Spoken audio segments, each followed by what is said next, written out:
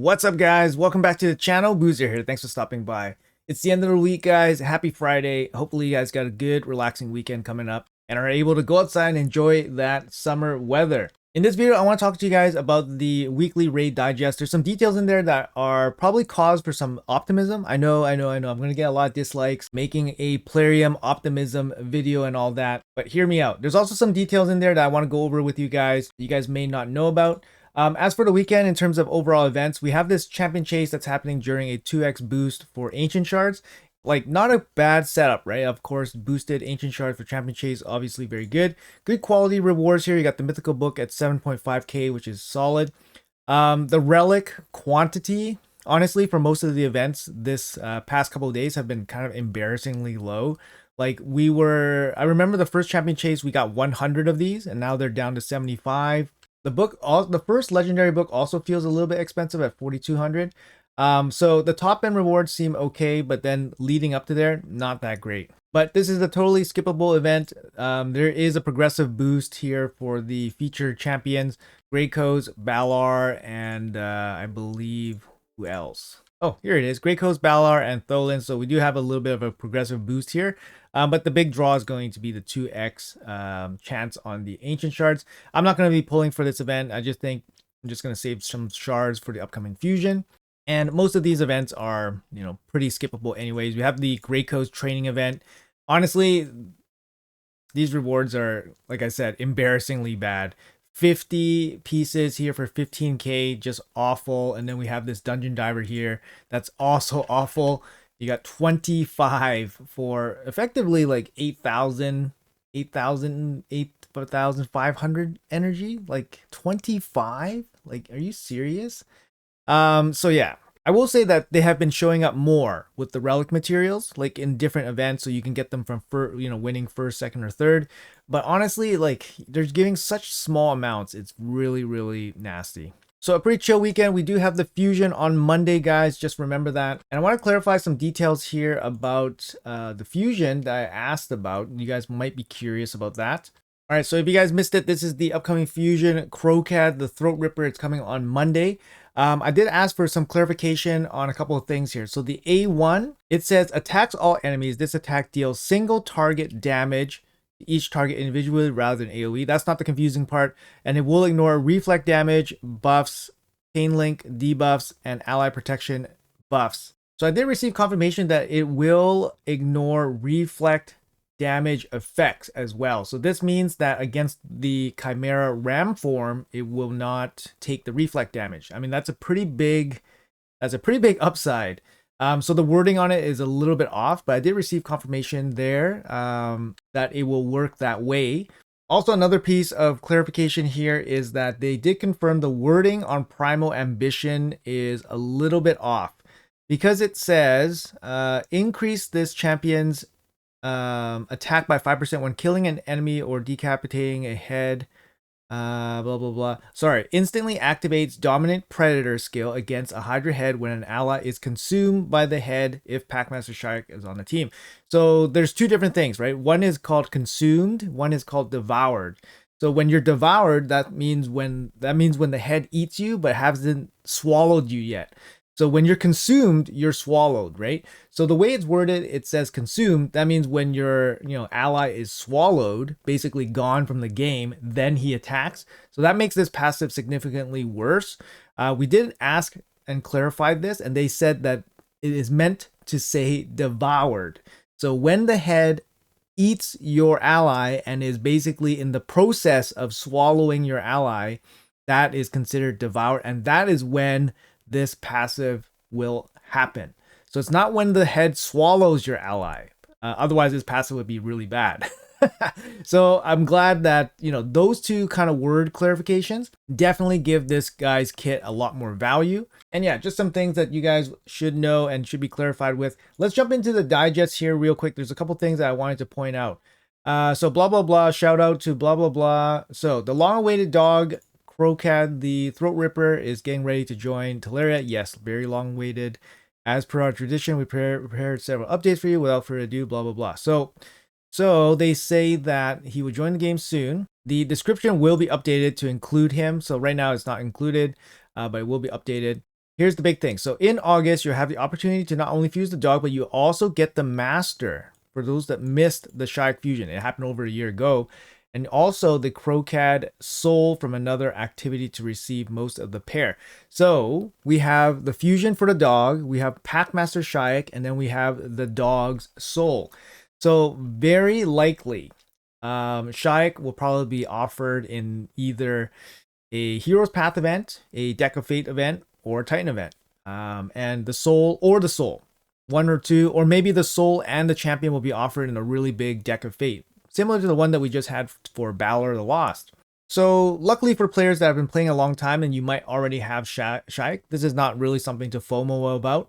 But if you're very interested in trying to get Shayak, then this might be something to prepare for, right? We might be seeing an event sometime in August where he is also up for grabs, and then you can pair him with the dog. Now, there's no test footage out on either of the performance of the dog or the dog with Shayak yet, but this might be something that's worth considering for you. But that's very interesting, right? They're bringing back a old fusion. They did confirm that Shayak is not going to be a fusion, so it's again narrows down the ways that they can provide him to us. So it could be a winner take all event as well. In any event, good to know. Up next, the big detail here I want to highlight is the rebalance of the Crown of Corruption Relic, following a review of the most recent data and player feedback. Now, this was a hot topic that we did talk about in the closed door developer talk. We did highlight that the imbalance between this relic was pretty significant, and also like the reliance on having it be an event only relic makes it that much more difficult to get, and it would definitely offset the power of even the highest tiers of arena, because to get it, it's purely RNG, right? You can't really outspend to get more chances of getting this relic. It's just RNG. And if you were lucky enough to get it, the power gap between you and the next person is just that much wider. So a balance change for this totally makes sense. So they determined that the Crown of Relic provides an excessive speed boost, correct, making it overpowered in the current state of the game. That's correct. To improve game balance, player experience, it was rebalanced and aligned with other relics. So what they're going to do is you're going to bring the speed down to 24, crit damage to 21, and then HP to 1,662. Now, just to refresh your memory on everything. So here's the Crown of Corruption. It has crit damage, HP, and defense. So instead of crit damage first, it's going to be speed first. So they're going to line it up basically similar to other speed relics. So for example, we can look at this one, Chrysalis of Birth. So they have speed at 24. So they're just going to line up the crown with speed at 24. And then instead of a speed boost, you're going to receive less damage. So you're still going to keep the boosted damage when you're over 50% HP, but instead of the speed boost, you're going to receive less damage. And then when you're under 50% HP, you're going to deal less damage and receive more damage. So I think this is a pretty significant change, right? So you're no longer getting the speed boost, which it currently says in game you can 5% speed boost. So instead of 5% speed boost, you're getting 5% less damage taken. But I guess to offset that, you do get the 24 speed as the front stat instead of the crit damage. I mean, it's a pretty big nerf. It's a pretty big nerf, but it lines it up more in line with the other mythical relics that have speed as the first stat. So at the very at the worst case scenario, it's not the worst. It's not worst. Or is not worse than the other mythical relics, but it's more on par. Honestly, I think this is a massive change, like in terms of the overall structure of this relic. It basically brings it down from being so far ahead to basically being in line, which is really good to see, to be honest, because it's only been in the game for 6 to 8 weeks, and they've taken action already. So this is very, hopeful and optimistic, at least from my point of view. Now, here's the big thing here. Owners of the rebalanced Crown of Corruption Relic will receive 640 Star Stones in a couple of days after the update. So they are able to unequip the relic from this champion right away if they want to, of course. So that's actually really good because they're offering compensation right away without any kind of, outcry or anything like that for compensation. I mean, it's very, very small. 640 Star Stones just to basically move it in and out. It is what it is. But again, that's good. That's good practice for them to keep up when they do any kind of these changes. Just give compensation right away. The other thing that's really good is that it is a mythical relic, so I guess maybe it doesn't affect that many people out there. So, you know, preemptively putting in a change here before it gets really, really bad in the future, or when people sink more and more money trying to get this thing in the future, you know, makes the most sense, and it's a good thing. Coming up next, we have this Stormcaller Relic. So there's a fix on this. So it looks like they noticed that the stun placed by the Stormcall cannot be resisted and does not trigger polymorph. So they'll be fixing that. And then basically it's a little bit of a nerf that the stun will now work like a regular stun and can be reflected by the wand of submission, deflection set, and can't be applied due to the Hand of Uncreation Relic effect, and it can trigger polymorph now. There's a little bit of a consistency fix here for Stormcaller. Again, it's good to see that they are monitoring these relics' overall performance and looking for bugs. And I like it. Like I said, going back to the Crown of Corruption, this means that they're looking into balancing the relics. And this is something that we talked about during the closed door developer meeting as well. So honestly, I am feeling optimistic that they will look at some of these relics and maybe, you know, tweak and balance them a little bit. Maybe even bring up some of the ones that are kind of bad. As for the rest of the digest here, so Miscellaneous, so the live arena season points are not resetting, is a bit of a visual bug.